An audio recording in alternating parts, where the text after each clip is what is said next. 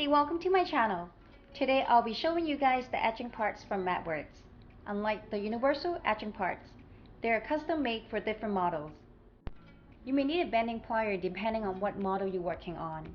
My Zeong is pretty straightforward and there isn't much to bend at all. If you don't want to spend too much money to get a plier, you can get a Madworks photo etch bending tool for about $10-ish, and you will also need a super glue to glue these metal parts.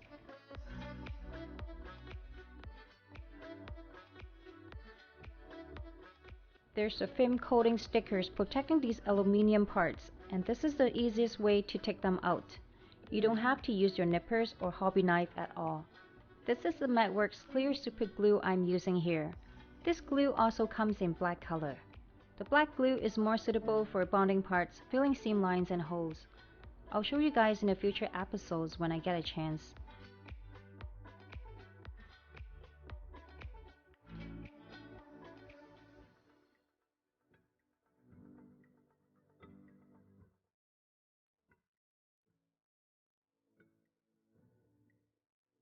I've built this real gray Zeong last summer, and this is one of my favorite kits.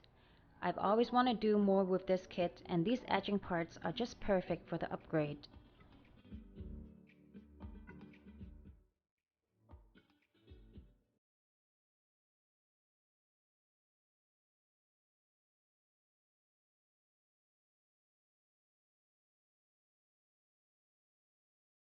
Make sure you don't apply too much glue on these metal parts. I screwed up by adding too much glue and it got on my finger when I touched it and leaving a mark there. I've had so much fun applying these etching parts, and I'm planning to do it on the Sasabi.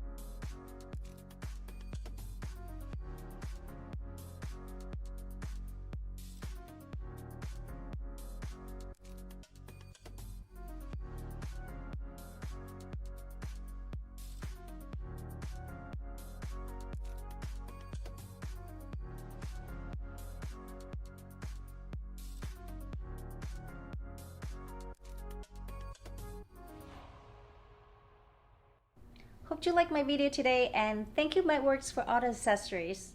Please don't forget to hit the like button and subscribe. Thank you for your continued support, and see you next time.